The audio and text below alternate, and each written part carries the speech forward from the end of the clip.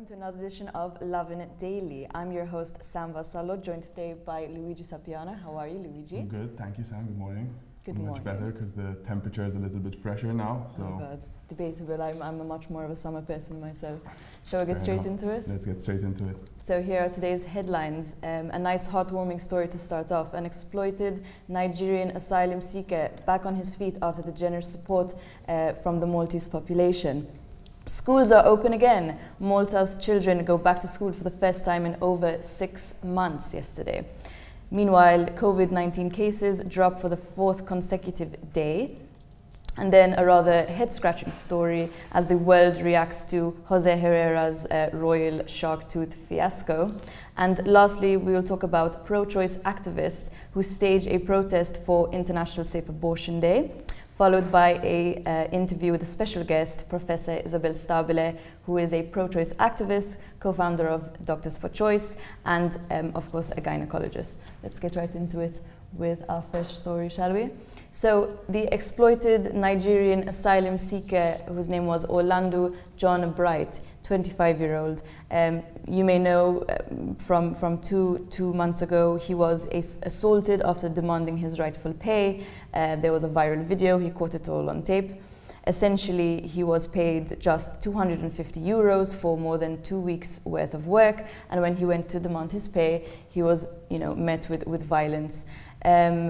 This pulled on the heartstrings of the Maltese, who set up a GoFundMe page where it garnered over 2,000 euros, for his sake.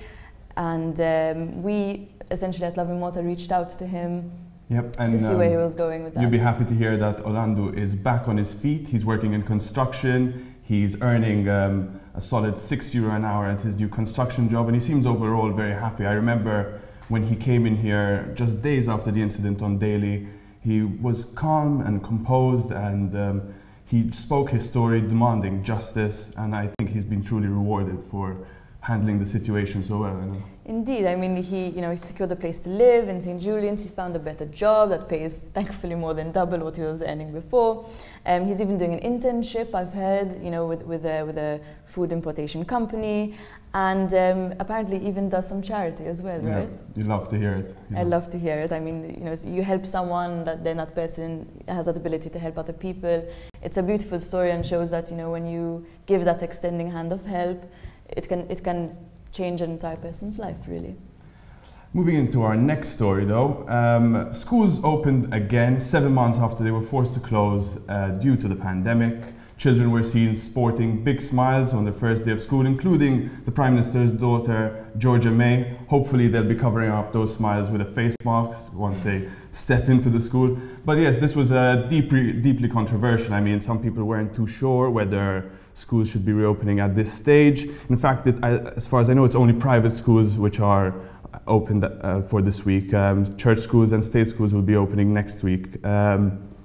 But Lovin Malta went out and got the views of teachers and parents, and most seemed cautiously optimistic. They felt that it was the time to send their kids back to school, and they felt that this is an essential part of their upbringing and at this stage in their life. So. I mean, it feels rather split in the middle, right? You have the unions who seem to be, absolutely opposed to the reopening of schools in light of the rising COVID-19 cases, which were rising, up until last week, essentially.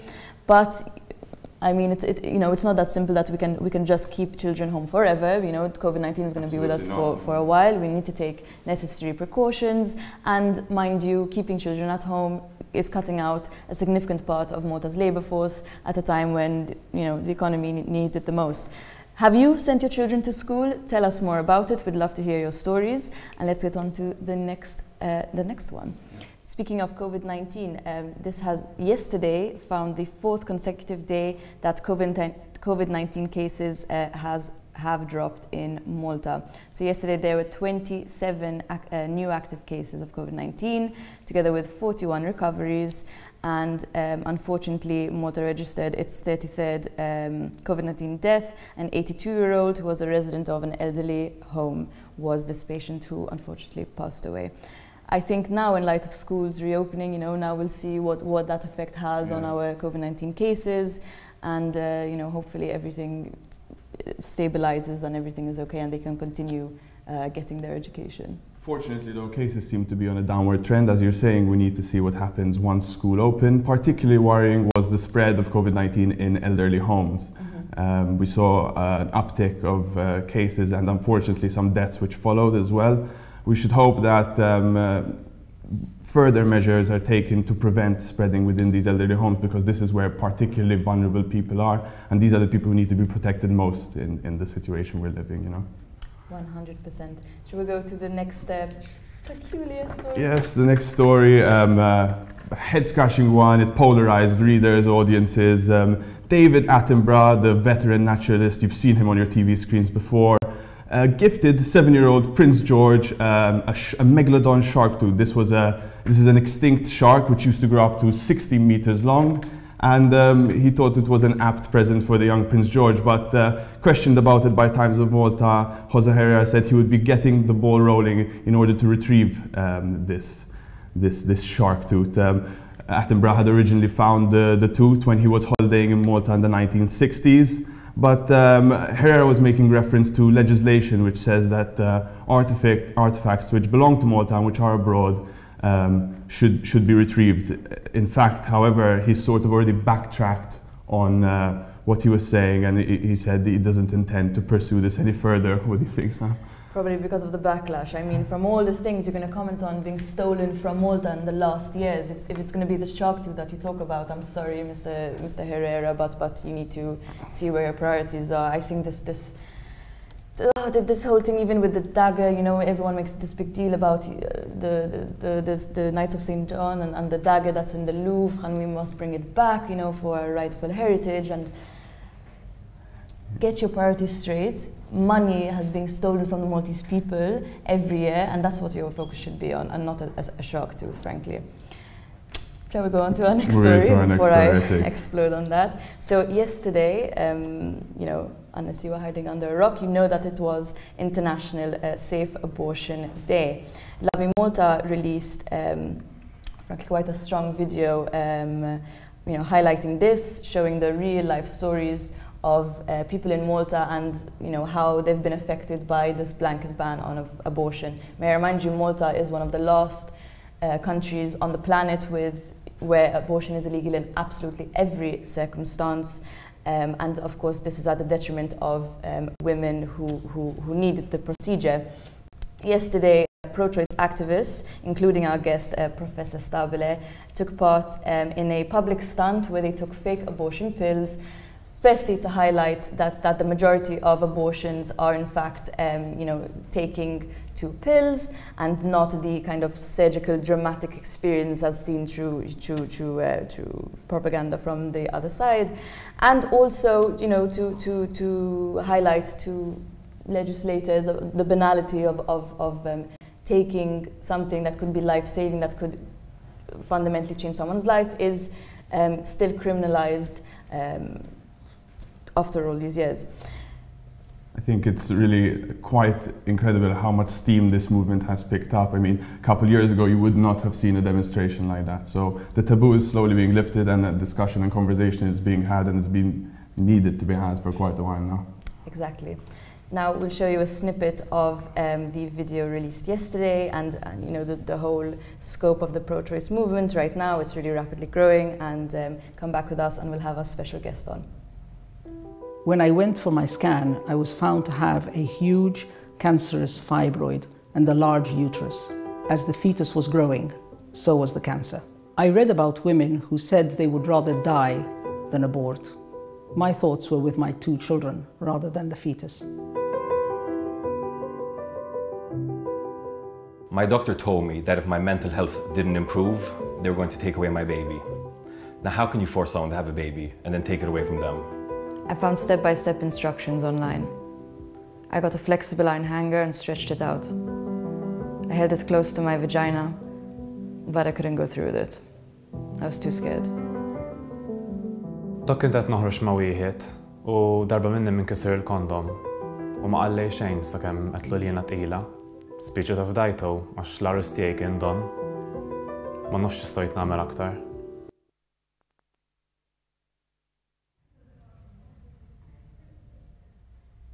So, welcome Professor Stabile, gynecologist, pro-choice activist, co-founder of Doctors For Choice Malta. Let's get right into it. You know, yesterday's protest for International Safe Abortion Day, the temporary travel ban on that women in fear that she'd seek an abortion.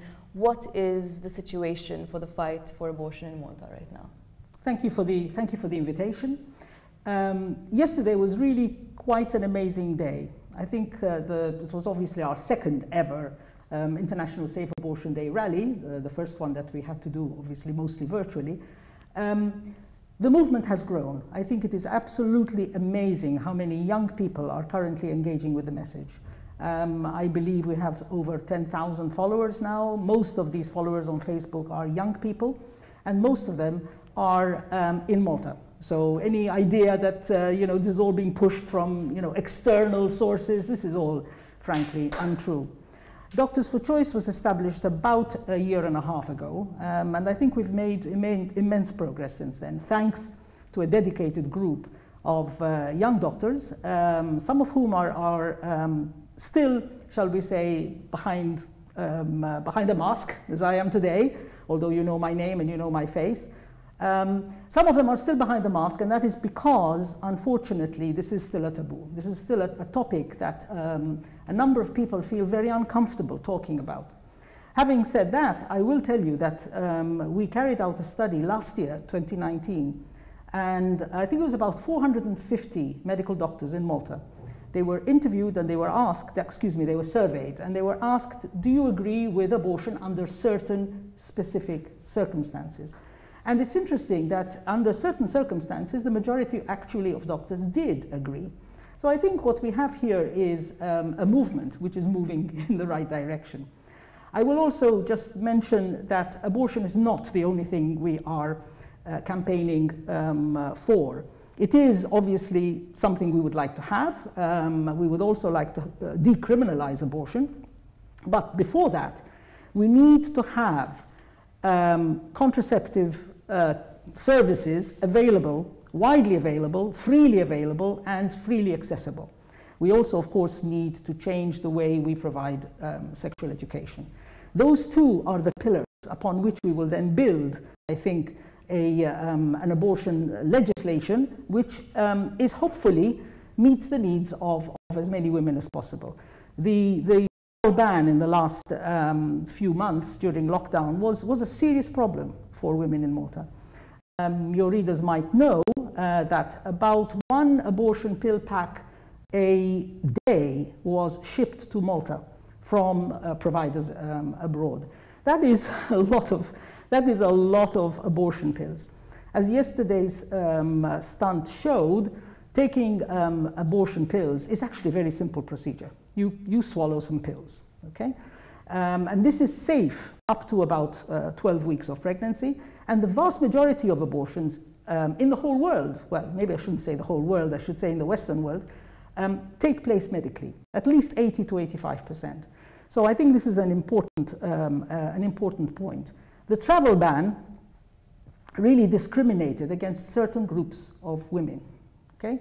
Those who cannot afford to travel, those who have no visa and cannot travel, such as migrants, and of course those who are in abusive relationships and physically cannot travel. So I think it's important to make the message I want to say is that even if we, lack of access to abortion does not mean that abortions are not happening. They are happening. They are happening today. They're happening alone. Women are alone in their own homes, hopefully supported with, by family members, but not always. And essentially, the abortion ban simply makes them less safe. When a woman knows that if she speaks to someone, there is a risk that she might be reported to the police and therefore criminalize this behavior, that is a serious problem. What were realistically the options for women of seeking an abortion during the pandemic, being that it was so difficult to travel? And did you have any experiences of people who came to speak to you seeking advice? Yes, we did. Basically, their experience was that they went online. We provided information, and this is another misconception that people have. There is this idea out there that providing information about abortion is illegal. This is utterly and entirely untrue. I'm a medical doctor. It is part of my job to provide information. And I will provide information about all services that are available in Malta, including, of course, adoption, including, of course, parenting. And there are a number of support structures that various entities provide, and this is a good thing. But abortion is one of them. So providing information is completely legal. And essentially, we led them to a number of websites, a couple of websites, reliable websites, because we know that there are sources, unfortunately, there are sources of abortion pills that are not reliable. And you know, women make a small donation to these websites and receive a package of pills, which they then take.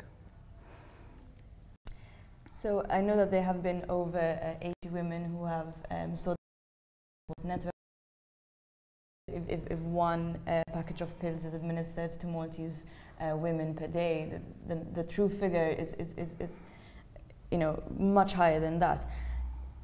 Now, you know, as a pro-choice activist who has seen the movement absolutely explode in the last 2 years, you know, as Luigi said, you wouldn't utter the word abortion before, and now I can, you know, go out and have a decent, hopefully decent discussion with someone about abortion. Where do you see where do you see the future of the pro-choice movement going, and what is the realistic route to, you know, the ultimate goal of legislation, in your opinion? Yes, that is obviously a very, very good question. I wish I knew the answer to that. I think we all hope that we can achieve legislative change, certainly within my lifetime. The question, of course, is, do we have the political will to achieve this? And you know, you've seen the test by fire that every politician has to make. You know, I am for abortion, I am against abortion. These are ridiculous statements, in my opinion. But we do need our legislators. They are the ones who need to make the law. They're the ones who need to change the law. However, legislators, as you know, are influenced by only one thing. Well, maybe two nowadays. I used to say the people who vote for them and then money, but now I think we have to reverse that. But nevertheless, let's assume that their main priority is to meet the needs of their constituents, the people who vote for them. Then this is why we believe we need to work at the grassroots. If women and their partners and their parents and their grandparents begin to really believe that abortion care is actually health care, that this is the safe way to do things rather than the unsafe way to do things, eventually this will transpire. It will, you know, trickle down or trickle up, whichever way you want to look at it, to our politicians, who will hopefully eventually make a change. I believe in this, I'm committed to this, and behind me there is a large army of people who also have the same views. Indeed. Do you think that that's one of the fundamental next steps, is that, you know, after these brave doctors have come out and said that they are pro-choice, and after these, you know, young activists, young women and men came out and said they're pro-choice, do you think it is going to come to a stage where we're going to need people who have had abortions to come out and say, you know, I'm a real person, I'm here, look at I me. am a voter, look at me, I am, Yes. no, you know? Yes, I think the video that you just showed and that you and your team is extremely powerful. I have to tell you, I've shown it to a number of friends and family members, and they've all been extremely impressed with this. However, as you noted yourself, these stories, they are real stories, they're anonymous stories. Of course, is that until we have a brave woman, or a brave couple, I should say, come forward and say, openly say, I have abortion because of some reason, you know, preferably something that is, you know, really heart-rendering, because of course there are many very, very sad stories. For example, fetal anomaly, right? Who might have had to travel abroad to have an abortion because her baby was severely affected and would have died soon after birth, if not before. So until, you know, women like these stories, I'm afraid we're going to have to stick behind. Because, I repeat, this is a criminal offense. Women who admit to having had an abortion face I think it's a 3 to 4 year jail sentence, and so do their doctors. So it's a very big issue. We need to, at least, at the very, very least, decriminalize abortion, so that women can openly, safely say, listen, please help me. I've had this, and now I need support. I need you know, I need to talk to someone, I need help. Indeed, and as you say, it's a very environment, and I know that certain activists and possibly doctors as well have received such hostility, such death threats. Yes. I suppose, yes, we have. And I must make this very clear. We're not going to take this lying down, okay? You can call me any name you wish to call me, and I have absolutely no problem with that, okay? It's open, you know, you can speak your mind. I'm not talking about you, of course, but any person can call me any name they like. But threats to me, my family, or my friends, death threats will not be tolerated. And they are being reported to the police, and action will be taken. And we can wrap it up with the last question. What are your hopes and fears about the changing political scenario in Malta? Doctors for Choice, I believe, has helped people to think differently. I hope that we can actually make our politicians think differently. And this is where the involvement of all the For Choice movement, which has a very, very vast movement now, you know, that covers the whole range from legal to to healthcare. I think the whole For Choice movement has already coalesced, I think, in a very, very powerful force. Let us help people to think differently so that we can have safe, accessible, and equitable abortion. Thank you very much, Professor Stabile. Today at Lovin Daily, and have a full day of